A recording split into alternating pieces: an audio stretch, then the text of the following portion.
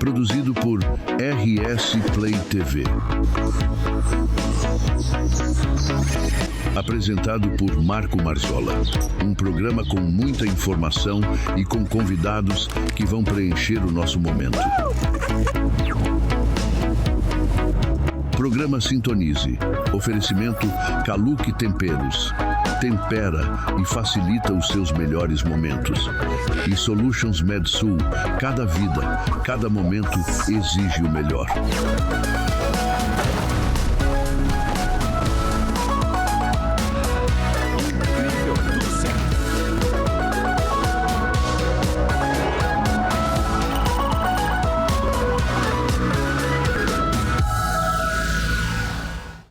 Bem-vindos a mais um Sintonize com você. No programa de hoje, eu estou aqui acompanhado com o Dr. Valdair e também com o Vicente. O Vicente já esteve aqui num outro programa e hoje ele veio acompanhando o pai, que são simplesmente duas referências enormes, não só em Porto Alegre, no Rio Grande do Sul, Brasil, mas internacionalmente.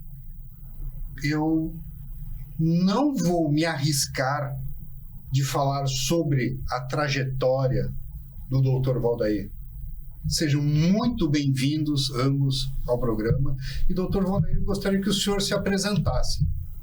Como já conversamos um pouquinho, eu sei que o senhor vai usar aquela forma reduzida, mas, por favor, fique à vontade. O tempo é todo seu. Então, eu quero agradecer o convite de vocês. E realmente, para mim, me dá dois prazeres. O prazer de estar aqui nesse programa, trazendo algumas informações para as pessoas, e o prazer de estar com meu filho junto, que também trabalha na área biológica. Então, eu acho que é muito importante a gente poder trazer essas informações às pessoas e ter programa como esse. E, ao mesmo tempo, eu me restringo um pouco. Eu trabalhei muito tempo, fiz muito programa de televisão e rádio, muitos anos trabalhando em rádio, num programa Saúde para o Povo. Prevenção. Que eu acho que o base da medicina é prevenção. E é muito importante. Mas o grande risco é esse, trazer informações corretas para as pessoas. Porque a gente hoje vive num mundo extremamente desconcertado. Tem muita gente, muita informação, muita coisa, muito difícil as pessoas entenderem. E muitas vezes os profissionais estão falando sério, dando coisas, informações sérias, mas sai um ponto de vírgula errado e já mudou. Então eu acho muito grande a responsabilidade da gente estar aqui e falando para o pessoal. E ninguém melhor do que o seu pai para te apresentar. Bom, o Vicente, de uma forma bastante própria, ele optou por fazer farmácia. Evidentemente que eu, como pai e médico, gostaria que ele fosse médico. Eu tenho dois filhos. Um é biólogo, o Gabriel, e o Vicente é farmacêutico. E, coincidências do destino ou não, o Vicente é casado com uma farmacêutica, que eu adoro ela, e o Gabriel é casado com uma bióloga, que eu adoro ela também. Então, realmente, está tudo dentro da mesma área. Isso, para mim, é um prazer enorme, né? O seu pai se esquivou, mas agora você não vai. Por favor, o currículo do seu pai. Nossa Senhora. São mais de 50 anos de medicina. Fácil. De especialização, vamos ver, cirurgia, clínico geral, oncologia, biologia molecular, deve ter mais umas 12 aí que eu não vou me lembrar de cabeça, mas é assim, também da mesma maneira, além de tentar apresentar o pai que sempre foi a ponta da lança da pesquisa, tanto que ele é membro da Academia Americana de Avanços de Medicina, né, a ACAM. Eu acho que isso, desde que eu me entendo por gente, ele já é membro dessa academia. E para mim também me honra muito poder estar aqui de novo e do lado dele. Eu quero que vocês entendam que é o seguinte: a fruta não tem como cair muito longe do pé. E a pesquisa sempre foi uma coisa muito viva. lá em casa, desde a infância. Tanto que esses tempos eu estava conversando com um colega meu, e a gente discutindo alguma coisa, ele falou, cara, como é que tu lê tanto artigo? Eu falei, isso aí não é um problema meu aqui. Que outra criança que gostava de ler a revista Câncer, que vinha direto dos Estados Unidos pro meu pai ali com 8, 9, 10 anos. Então sempre foi uma coisa lá em casa, esse estímulo a pesquisa, a pergunta, o questionamento. Então, além de todos esses títulos que o pai tem, acho que o mais importante foi ser meu pai e do meu irmão, assim, com toda a clareza e a humildade que ele tem e sempre teve. A história dele para contar da medicina e fora da medicina é um negócio que é infinito, não termina nunca. Mas também é um baita de um viajante, desbravador do planeta, já foi para lá de Marrakech. Literalmente. Esse cara já esteve no Everest, né? Como a gente estava falando, em 82 ele estava no Alasca, ninguém sabia onde ficava. Então, além de tudo isso, além de ser médico, de ser um viajante, também me orgulho muito de estar aqui. E, obviamente, a minha escolha profissional foi espelhada nisso. A diferença é que talvez eu tenha sido um pouquinho menos humilde, porque eu pensei assim, não, um dia eu vou fazer uma coisa que vai ajudar centenas de milhares de pessoas ao mesmo tempo. Porque eu via ele ajudando centenas de pessoas de um a um, sempre com uma dedicação incrível. E eu acho que Deus, esse é um resumo, né? Pra gente ser sucinto. Bem breve. Bem breve. Mas hoje nós estamos aqui para falar, baseado no congresso que o senhor acabou de voltar, né, sobre envelhecimento e a epigenética. E eu acho que seria importante primeiro explicar para quem está nos assistindo, porque, claro, algumas das pessoas que estão nos assistindo são da área, têm o conhecimento, mas acredito que a maioria das pessoas talvez não conheça nem o termo epigenética. Genética, talvez uma leve noção. Então, o que é a epigenética? E o que isso tem a ver com o envelhecimento? Nós começamos do envelhecimento para a epigenética, mas as coisas começam ao contrário, começa da epigenética para o envelhecimento. Epigenética é uma fórmula que se estuda, que se trabalha para assessorar o hardware. O que é o hardware nosso? É o nosso DNA. Nosso DNA são duas fitas paralelas e que determinam tudo. Mas o soft é a epigenética, que vai agregando ao hardware, né? Então, tudo, a gente tem que trabalhar com soft. A gente não consegue modificar o DNA especificamente. Tem que usar o soft para melhorar ou piorar o DNA. E esse soft vem do meio ambiente. Então, o meio onde a gente vive, é que resolve o problema. E como a gente vive? Mas a gente vive no meio ambiente. Então, em resumo, é o meio ambiente. Filhos páreos geneticamente iguais, que são os gêmeos univitelinos, têm comportamento bioquímico diferente. Ou seja, modifica a epigenética. Nós, com um termo mais amplo, porque se trabalha com terapêutico, chamamos de epigenoma, mas é epigenético. Epi porque está acima do DNA, está fora. Então é o soft, que vai mexer lá com o hardware. Então o que acontece? Se nós não tivermos um controle desse soft, nós podemos criar um problemão aí, né? E o meio ambiente cria esse problemão, né? É um dia que tu te incomoda com alguém, um dia que tu briga com alguém, um dia que tu come alguma coisa errada, um dia que tu te intoxiquei com a fumaça, como agora está nos Estados Unidos, né? Intoxicando com fumaça, todo mundo, e não tem o que fazer ainda, né? É difícil. Então tem milhares e milhões de mecanismos capazes de mexer com esse soft. E esse soft, então, vai entrar machucando o DNA através dos exons, que são elementos que carregam isso para o DNA.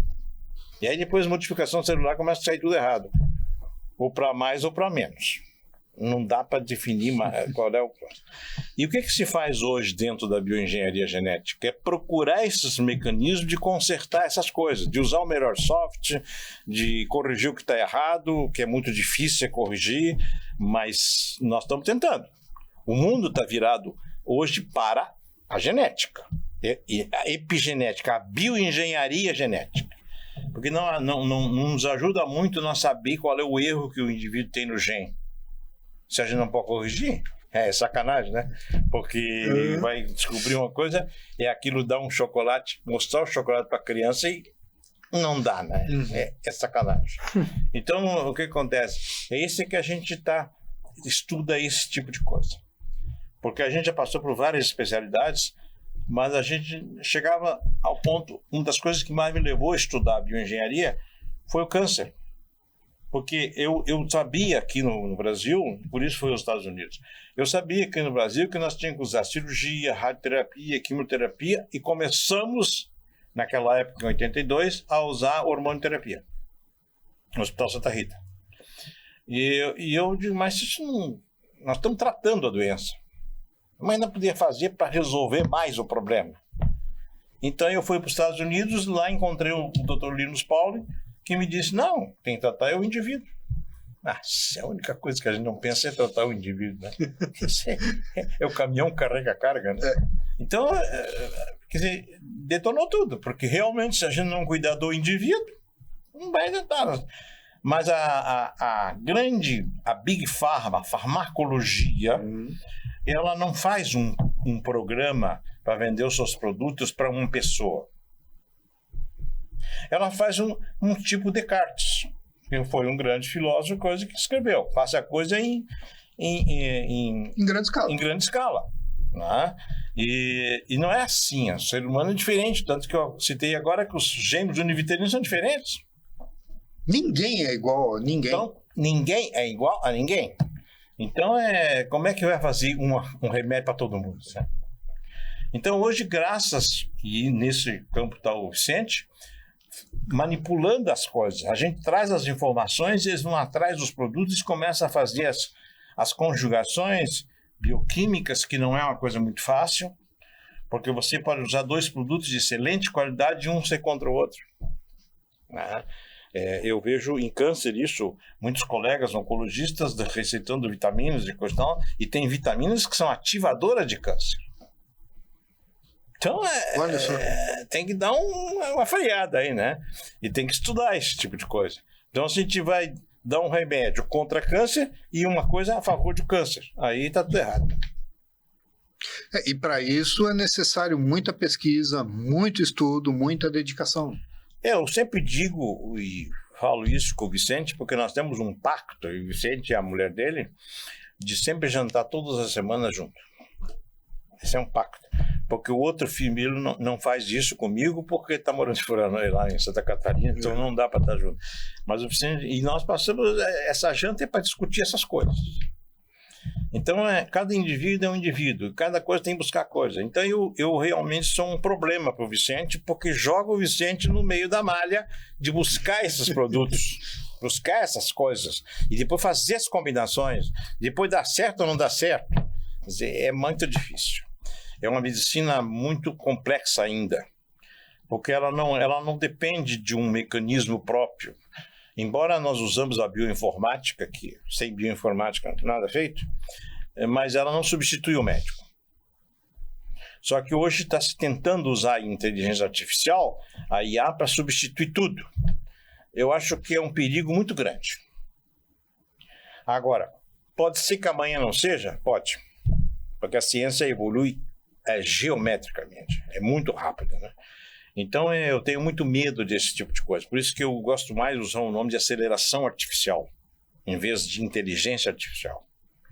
Eu acho que o robô ainda não é inteligente, eu acho que ele é reprodutivo, acelera o processo, que é ótimo, sem dúvida nenhuma. É uma excelente ferramenta para pesquisa, para unir informações, mas para tomar decisões... Pois é, mas o nosso robô dentro do laboratório não consegue fazer essa pesquisa. Ele consegue ampliar a pesquisa, trazer um monte de informações para aquela pesquisa, né? Mas ele não consegue criar a pesquisa. A experimentação. Ele não consegue criar. Quer dizer, esse é um processo. Então, por isso que eu acho que ele não é inteligente. Eu trouxe uns russos trabalhando comigo, um casal de médicos, e trabalharam muitos anos comigo. E eles, médicos, dois, um era virologista, outro era neurologista. O marido era neurologista e a mulher era virologista. E eles sempre me diziam o seguinte: o computador é muito burro. Me ensinou uma coisa interessante. Faz um programa de milhões e milhões de comandos, erra uma vírgula lá no meio, ele trava. Então esse é o problema. Nós temos que ensinar o computador. Sim. Por isso que diferencia a inteligência, e eu acho que então a aceleração seria o nome mais correto. Porque hoje nós temos aí uma infinidade de programas prontos, GPS, não sei o que, Google e GPS não, GPT, né? ChatGPT e outras inteligências. Já tem uma variedade. Sim. E todos eles trazem informação, ajuda, sem dúvida nenhuma. Mas substituir? É difícil achar essa substituição, até porque a gente não tem muito bem definido o que é inteligência, né? Tenta-se, a cada ano muda e varia, porque se a inteligência for ter informação, então qualquer enciclopédia é inteligente. Aí, se a gente estender um pouco a isso que o pai citou agora, sobre criar, aí tem uma qualidade que ainda é exclusiva dos seres humanos, a criatividade. E elas caminham juntas. Guardadas as devidas proporções, cada um dentro meio que da sua área, no meu campo, a criatividade, por incrível que pareça, ela é quase que essencial. Porque às vezes tu tem que pensar no improvável e tentar prever algum comportamento que não deveria acontecer, e aí ele acontece, que é um pouco mais controlado. Como o pai já citou, o câncer é uma das doenças mais estudadas que nós temos até hoje, tá? Uma patologia que mais tem artigo publicado, e parece que cada vez a gente está perto. E quanto mais perto a gente chega, parece que mais longe fica, é quase que um paradoxo. A gente não consegue determinar, ele ocorre por isso. Então a gente não consegue ter nenhuma definição do porquê que ele acontece. Se com toda a criatividade humana a gente não conseguiu resolver isso ainda, pode ser que no futuro a gente não consegue prever essa inteligência artificial, ela consiga preencher algum vazio e talvez trabalhando juntos se chegue numa solução, numa determinação. Mas até que isso aconteça, o ser humano ele segue sendo insubstituível. Quando tu fala na probabilidade de futuro, esse é um processo bastante estudado hoje dentro da filosofia e na psicologia. Nós temos algumas coisas interessantes na parte de dentro de nós que a gente não conhece quase nada. Nós temos uma consciência concreta, uma consciência que vai somando 1 mais 1, dá 2 e comprova. E tem a consciência subjetiva, que é essas previsões. E aí vem aqueles antigos filósofos que faziam as previsões absurdamente absurdas, e hoje está se concretizando. Então, por isso que é muito difícil a gente falar hoje é assim, mas amanhã pode ser diferente. É assim enquanto se acredita que é assim. Só. E vai tentando medir, né? É ferramenta. A gente não consegue medir hoje a força da espiritualidade porque não tem ferramenta. Não tem uma maquininha ali para dosar quanto é que tem a força da espiritualidade. Agora, quanto mais se estuda o ser humano e o animal e a planta e tudo mais a gente observa que a força da espiritualidade é um negócio insuperável. Porque realmente eu assisti isso na Índia, trabalho de tratar doenças com a força da espiritualidade. Eu fiquei estagnado, porque eu saí aí de uma coisa meio física, matemática, e aí isso aí é difícil. Podíamos mostrar assim um pouquinho. O senhor trouxe algumas imagens aqui, vamos pedir ali para colocar a primeira imagem e vamos seguindo. O que é uma doença degenerativa, né? Então nós temos essa imagem aqui das Torres de Torres, nossa praia aqui, né? Aí tem uma coisa muito superficial, mas muito importante. É uma definição de que Deus começou a desenhar a costa do mar no Ceará e acabou em Torres. Porque de Torres para ele estava cansado, foi um risco só, foi até o Chuí. Então isso é uma imagem que mostra como se vai degenerando, né? Aqui é um ser morto, porque é uma torre de pedra, coisa e tal, que hoje nós chamamos de ser morto, mas não sei amanhã, porque as coisas físicas, esses elementos químicos que tem aí dentro emitem alguma radiação, alguma imagem, então não estou morto. Estão vivo. Que tipo de vida? Aí é outra história. Não é uma vida biológica, né? Então aí nós penetramos para dentro de uma célula em que nós vamos ver o que acontece dentro dessas células. A célula foi uma célula que eu desenhei e aí mostra os elementos fundamentais dentro da célula. Então aqui tudo que acontece aqui dentro. Lá de fora é tudo em outro mundo. Então, se todas as influências que nós temos do meio ambiente vão alterar esse sistema. E esse sistema, então, vai funcionar bem ou mal. E aí vão dar as doenças. E é isso que nós trabalhamos, tentando corrigir esse princípio do problema. A melhor forma de corrigir isso é evitar. Então, a melhor forma que existe em medicina é prevenir. A prevenção é o melhor remédio. Não existe outro remédio igual. Essa terceira imagem que nós estamos mostrando aí, ela vai nos trazer uma informação de como é que se comporta uma fita de DNA, que é o nosso hardware. Para quem entende de informática, né? Esse é o hardware. Então, essas mexidas nessas pontinhos que aparecem aqui, vermelho, azul e verde, ali é a estrutura, ali é a ponte. É o que segura uma estrutura metálica quando se faz uma estrutura metálica, se faz assim, uma ponte estaiada, essas coisas assim, né? Então, essas estruturas que seguram isso aí. Então, se mexer na estrutura dessa, está sujeito a cair a ponte. Então, nós vamos andando e aí nós vamos chegar nesse outro tipo de coisa que eu não estava falando há pouco, que é a saúde nossa depende do nosso fenótipo. O que é o fenótipo? Nosso corpo. Nosso corpo e cabeça que aparece. Agora, isso tudo depende de como é que se comporta o nosso DNA. Porque se o nosso DNA estiver errado, vai dar problema. E o nosso DNA erra por quê? Porque recebe forças externas. Da onde? Da epigenética ou epigenoma. Que são forças externas do nosso que vai mexer com esse tipo de coisa. Então nós vamos andando e aí nós criamos uma forma muito interessante nesse outro slide que aparece, que é uma forma famosa no mundo inteiro, do nosso cientista Albert Einstein, que dizia o seguinte, que energia é igual a massa vezes a força a velocidade da luz ao quadrado. Veja, nós não chegamos lá ainda. Não tem nenhum aparelho no mundo andando a velocidade da luz ao quadrado. Nós temos um aparelhinho aí andando aí no espaço a 50 mil km por segundo, por hora.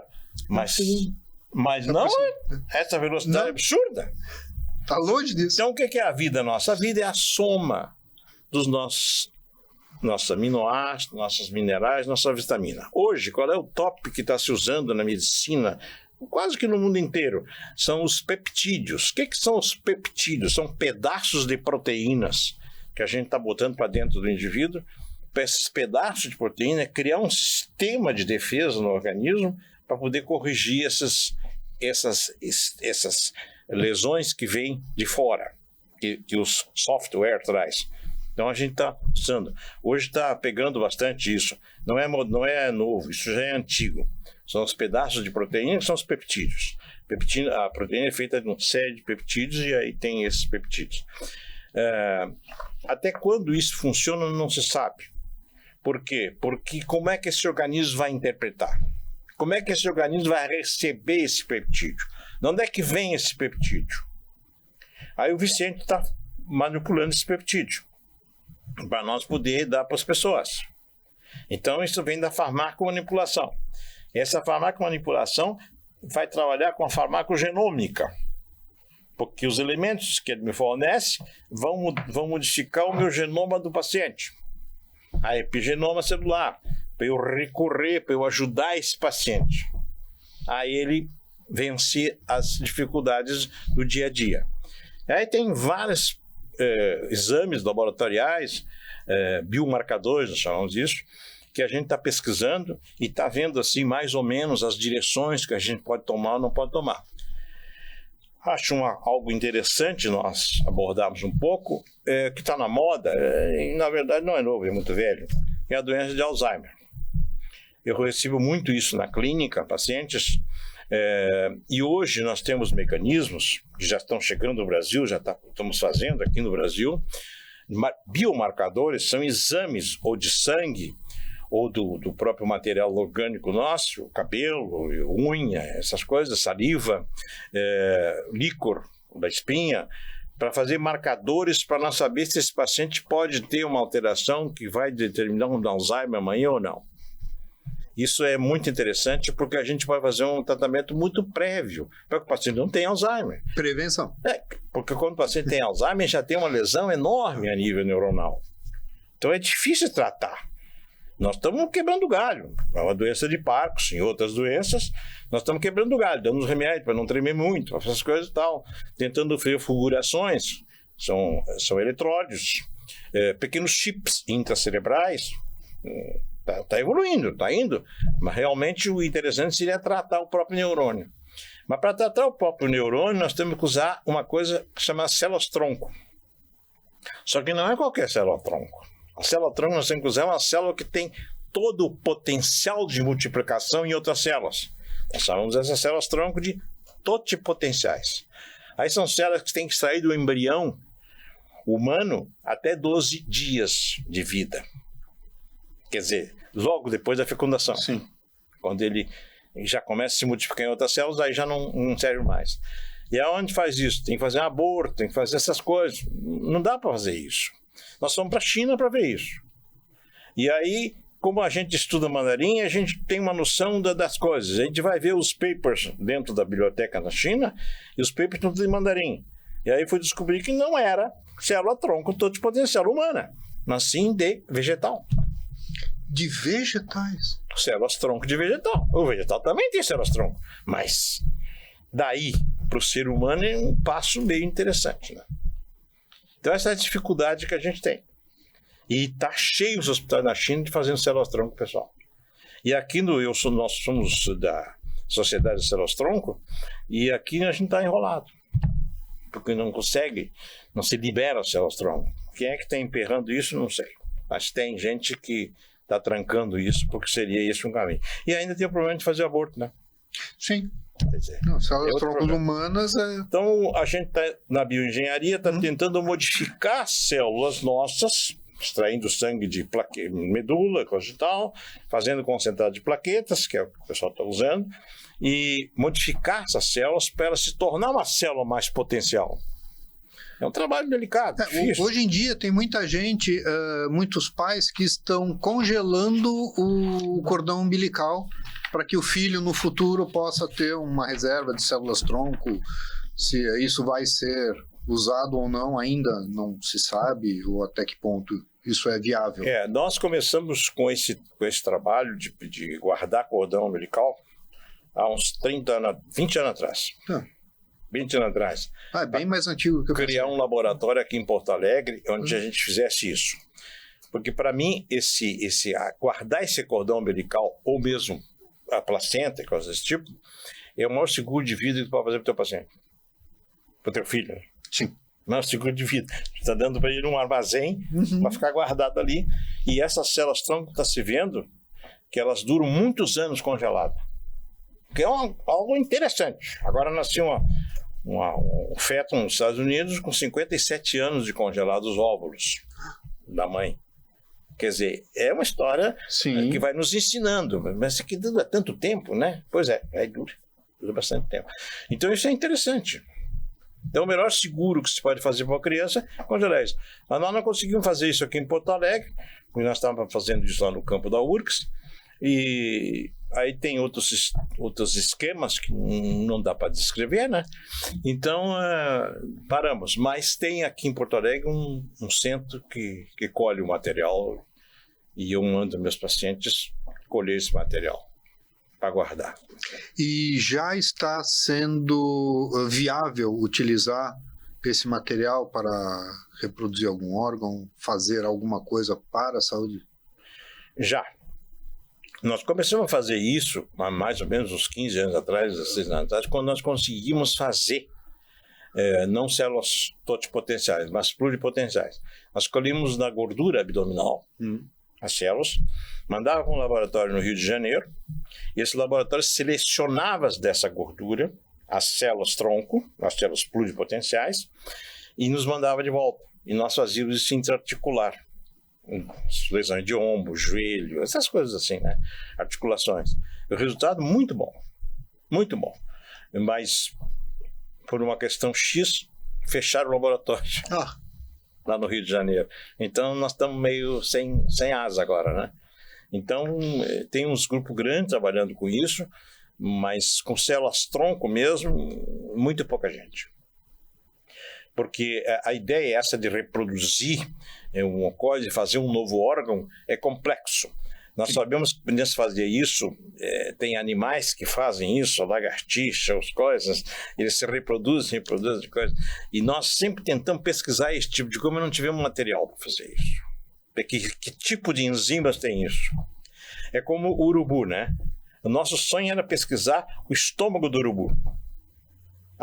Que enzimas tem esse estômago do urubu que é capaz de comer qualquer coisa e não acontecer nada. Isso é uma coisa fantástica, né? Mas eu não consigo fazer isso porque lá na biotecnologia não podia usar animal vivo. Então é por aí que nós estamos andando.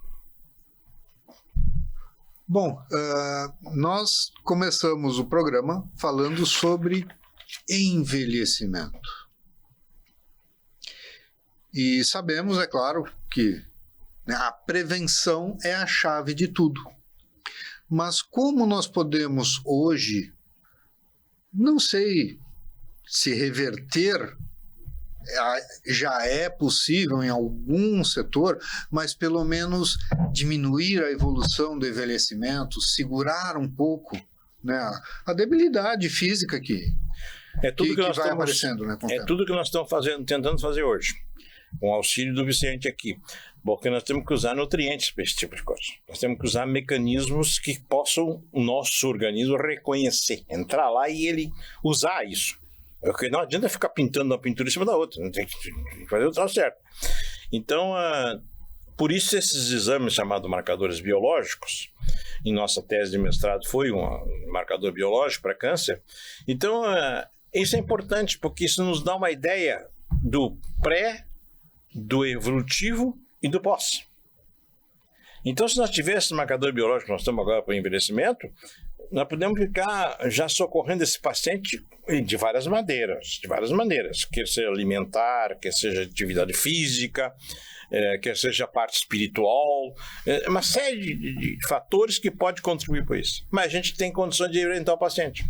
Em resumo, o que a gente tem e consegue fazer é alongar esses períodos, entendeu? Digamos, tu tem um envelhecimento que ele é inevitável, é como o tempo. Tu não para o tempo, tu não para o envelhecimento. Mas tu consegue, de alguma maneira, desacelerar, que seria, acho que resumidamente, do que foi colocado aí pelo pai, é tu tentar alimentar melhor a célula, alimentar melhor o corpo. Mas o alimentar não é só essa questão de comer melhor, não. Tem, como ele falou no início, todo o ambiente em volta. É tu ter melhores hábitos, fazer atividade física, te manter ativo, suplementar quando for necessário, porque a gente já não tem mais a capacidade de absorver os nutrientes da mesma maneira, porque a alimentação mudou, né? A gente come muito menos coisa fresca do que a gente comia, sei lá, 700, 800, 1000 anos atrás, mais até. 50 anos atrás. Pode ser 50. Eu ia dizer que o bom alimentar é 115, 110 anos, né? Mas então, essa seria a maneira de tentar alongar e melhorar, pelo menos, o como tu vai envelhecer. Eu lembro que quando eu era criança, um cachorro de 8 anos era muito velho. Era muito velho. Hoje, um cachorro com 8, 10 anos a gente já, é muito vivaz ainda. Já chegamos nesse ponto. A gente tá a longevidade humana também está crescendo e com qualidade de vida. Esse é um demográfico, né? Esse é um problema extremamente delicado. eu tenho abordado esses temas com muito respeito. Porque nós aumentamos a longevidade. Muito bom para o indivíduo, né? E é para a sociedade. Quer dizer, a pergunta é, e para a sociedade? E para o coletivo? Aumentar a longevidade é um bom negócio? É um bom negócio. Porque nós estamos nascendo menos. A China está com o maior problema hoje nesse processo. Ninguém, as mulheres na China, praticamente, as jovens, não querem filho. Por questões lá ideológicas e outras coisas mais. Então, não tem gente nova. Mas tem bastante gente com idade. Sim. E aí, como é que vai alimentar essa gurizada toda depois de 60 anos? A previsão nossa aqui do Brasil são 60 milhões de pessoas com mais de 60 anos até 2030. É gente, né? É muita gente. É muita gente. Então nós vamos ter que ter muita comida. Comida de muita qualidade. E aí que eu fico discutindo muito, porque medicina não dá para fazer mais hoje só o médico. Ele tem que ter um veterinário do lado. E fundamentalmente ele tem que ter um agrônomo do lado. Porque começa a produção de alimentos da terra, né? Sim. Então, e aí tem um monte de coisa, porque tem o ar, tem a água, tem uma coisa, mas no mínimo o agrônomo tinha que estar por perto. Fazer medicina hoje, o agrônomo nunca conseguiu fazer essa reunião. Como você tem um programa de rádio, está aí a sugestão. Reúnam aqui no seu programa um veterinário, um agrônomo e médico para discutir saúde. Olha, é uma excelente sugestão. Porque não tem como. Você diz assim, claro, tem mais profissionais envolvidos, mas vai devagar. Porque se esses profissionais tiverem uma boa noção, vai ajudar muito. Né? Vai produzir um arroz de melhor qualidade, um milho de melhor qualidade, uma melancia sem veneno, um monte de coisas. Porque às vezes me pergunto, mas o frango tem veneno, doutor, cheio de hormônio e tal? Não sei, porque não é a minha área. Essa é a área do veterinário. Eu acho que quem pode dizer isso para um público é o veterinário. Acho que o médico pega o respingo disso aí, mas não dá para o médico abordar esse tema. Dizem que hoje no Brasil está proibido hormônios nos frangos. Sim. Não sei até que ponto. Não sei até que ponto isso não é injetado na ração. Você não dá hormônio pro frango, mas você coloca já misturado com a ração. Do mesmo jeito. Não pode na ração. Tá, então nós vamos fazer um milho geneticamente alterado para que ele tenha um efeito no frango. Então é extremamente importante essa união, porque não é um alimento só que tem um arroz que tem uma maior produção, que ele vai dar mais safras no ano, é que ele seja mais nutritivo, é que ele seja menos potencialmente perigoso em algumas questões para o ser humano, né? A manipulação, porque o arroz passa por vários processos, né? Como é que esse arroz chega? Esse é o processo. São grandes questões. Sim. A gente chega às vezes a entrar até em campo especulativo, porque realmente... Sim, exatamente essa coisa do frango que eu falei aqui agora. É totalmente especulação, não tem a menor noção. O antibiótico que pode estar sendo... Então a gente tem que ter cuidado. Por isso eu digo que eu tenho medo de televisão falar para o público, né? Porque tem que ter muito cuidado, tem que ter muito respeito por quem está ouvindo. Porque nós temos uma gama muito grande de ideias lá do lado de fora.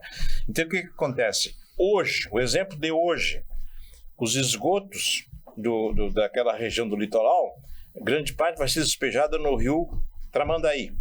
Parece que foi aprovado agora. Ora, o que eu sugeri hoje mesmo para o pessoal? Fazer uma análise hormonal da água e de metais pesados. Só esses dois, por enquanto. Porque se estiver despejando muito hormônio nessa água, e vai, né? Porque mais que tu trate a água, é difícil tu selecionar o hormônio. E abandonar o hormônio. Vai mexer com toda a flora, toda a fauna. E todo o plâncton. Então o peixe vai comer o plâncton, então vai comer o hormônio. É um problema. E aí o metal pesado, que vem da panela do alumínio, da panela não sei o quê, desses, tudo iluminado que a gente compra hoje, tudo enrolado em alumínio, né? Então, essas coisas, muitas coisas vão cair na água, vão cair no esgoto. E aí tem que tratar isso. Como é que vai tratar isso? Essa água, a ponto que ela saia lá sem esse metal pesado? Bastante complexo. Sim. Não, e o microplástico, né? Que está Eita, ótimo. em todo lugar, né? Já foi encontrado em sêmen, já foi encontrado na medula. Quer ver uma no líquido espinhal. Né? Imagina, plástico dentro da espinha. Foi feito um teste numa floresta específica na Inglaterra. Não sei o quanto isso pode ser reproduzido para outros lugares, em que a gente sempre falou, vamos dar uma passeada, vamos para a floresta, vamos para algum campo para respirar um ar mais puro. Então foi feita a análise de qualidade do ar, e essa floresta específica, eu esqueci o nome dela, ela era muito mais rica em microplástico do que o centro de Londres. Então, nem ir respirar o ar puro hoje pode ser algo catedrático, né? Sim, tem bastante coisa. E essa questão do envelhecimento, como ele colocou aqui, a sociedade vai ficando mais velha, né? Então a gente tem que tentar se preocupar com isso. Não só envelhecer, isso a gente já conseguiu bem, né? O mamífero que mais estendeu o seu período de vida na natureza foi o ser humano. Agora o que a gente tem que tentar fazer é como envelhecer bem e com saúde e sem dependência no final da vida. Tá? E se dá para dizer que existe um pôster de que isso é possível, ele está sentado aqui, né? Vai fechar 80 anos, que vocês podem ver, ele tem cabelo preto ainda, nunca fez um procedimento estético, nunca pintou um cabelo, nunca fez uma lipoaspiração, nunca fez nada. O cabelo eu nunca pintei por um problema de estudo, porque eu uso o cabelo para fazer pesquisa. Então, se eu vou fazer pesquisa, eu mesmo intoxicado, aí não vai dar certo. É completamente independente. E tá aí, se tu for pegar 30, 40 anos atrás, uma pessoa de 80 anos, ela era, invariavelmente a gente dizia que ela era uma pessoa que ia depender de alguém. Sim. Então, a medicina que ele faz e que ele pratica durante todos esses anos, eu acho que ele é o melhor cartaz de que isso é possível. Né? Que você consegue estender quando eu era jovem, de maneira... uma pessoa de 50 era um idoso. Mas assim, fica sentado na sala sem televisão. Com 50. Hoje em dia, 50 anos, a gente tá... Bom, eu tô quase com 50. Eu acho que... Você sabe, a gente tá pulando, tá completamente ativo. Sim. Nós usamos... Muita gente recomeçando vida, recomeçando uma carreira, recomeçando um casamento. E deve fazer. Sim. O que nós recomendamos na clínica, sempre tentando fazer isso para os nossos pacientes. Olha, eu queria tratar vocês até que vocês fossem caminhando para o cemitério. Sem sofrer, né? Porque a grande função do médico é não deixar a pessoa sofrer. Morrer, vai morrer. Ponto. Hoje, amanhã ou depois. Mas não deixa sofrer, aí é ruim. Então, acho que essa é o dogma do médico. A partir do momento que a gente nasce, a única certeza que tem é que vai morrer. Sim. Verdade incontestável, né? Se existe uma, é essa. Todas as outras a gente consegue tentar duvidar mais. Como que uma pessoa pode, nos dias de hoje, com toda essa gama que a gente tem de poluição eletromagnética, que bem ou mal estão nos cozinhando, a alimentação, que a gente não faz ideia da procedência, não fazemos ideia do que tem dentro dos pacotes superprocessados. Está escrito um monte de coisa ali, só que eu não acredito que seja só aquilo. Né? A quantidade de estresse que nós passamos o dia todo, paramos de olhar para o nosso eu interior.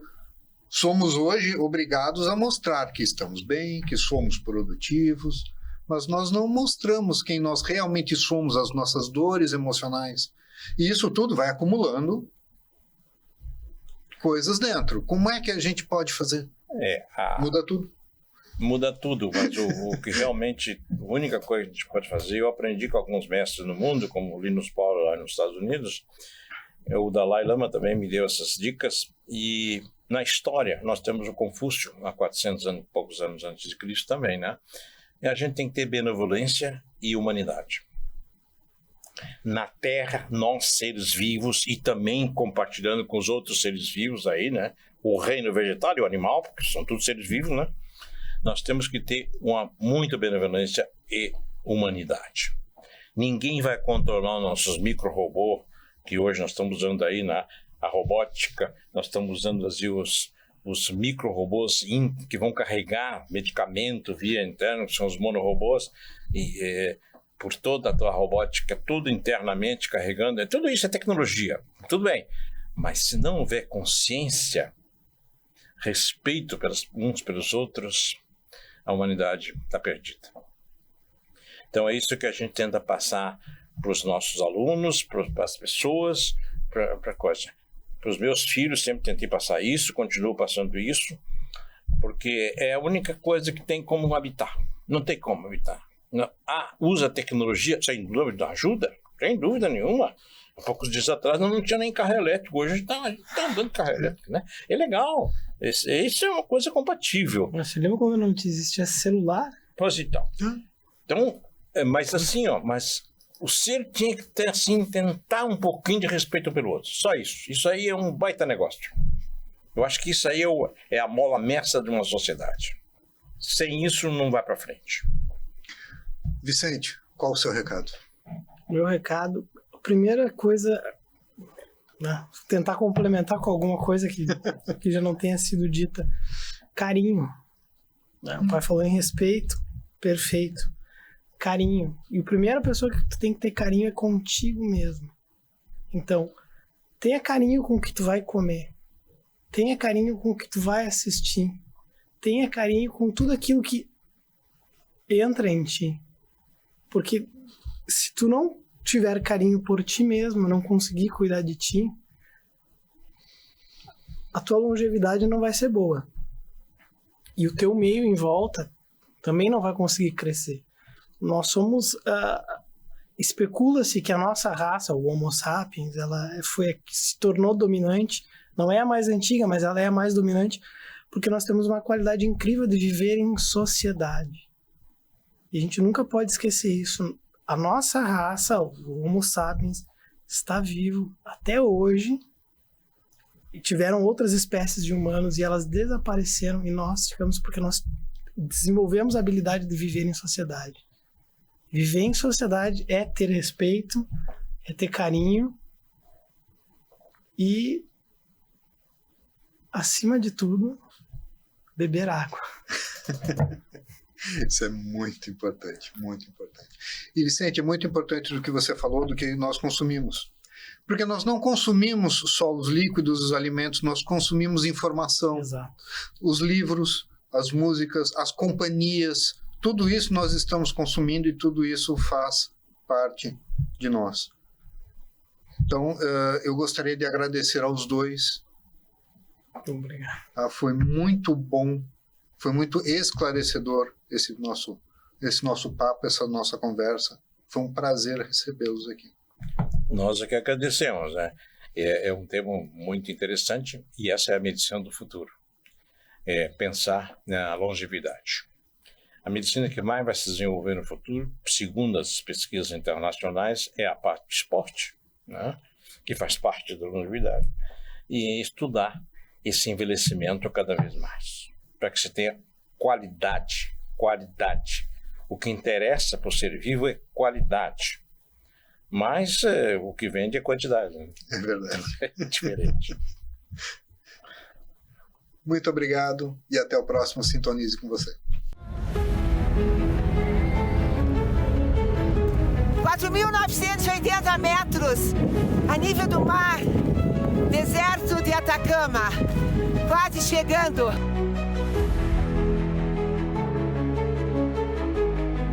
Estamos numa plataforma onde realmente o ar é rarefeito, mas eu me sinto viva, muito viva. Poderia correr, poderia alcançar o topo, poderia simplesmente renascer. Isso é vida, gente.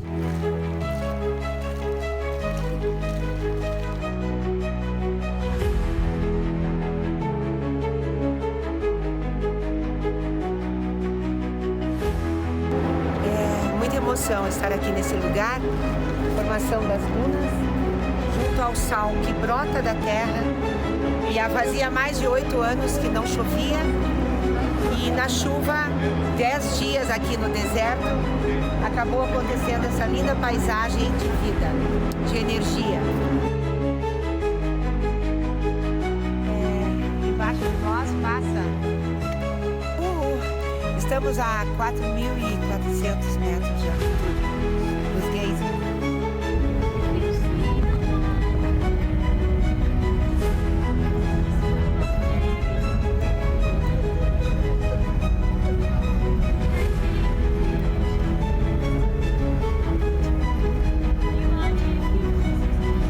Aqui só tem amor.